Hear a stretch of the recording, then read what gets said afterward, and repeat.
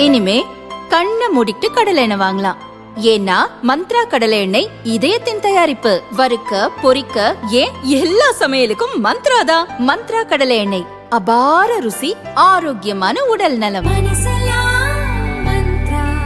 என்னதான் வேலை வீடுன்னு இருந்தாலும் காலையில சாப்பாடு ரொம்ப முக்கியமா. தமிழகத்தின் பசி தீர்த்த தாயின் வழியில் மீண்டும் மாநிலம் முழுவதும் அம்மா உணவகங்கள். வாக்களிப்பீர் இரட்டை இலைக்கு.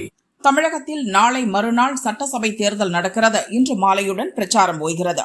பணப்பட்டுவாடாவை தடுக்க தேர்தல் பறக்கும் படையினர் தீவிர கண்காணிப்பில் ஈடுபட்டுள்ளனர்.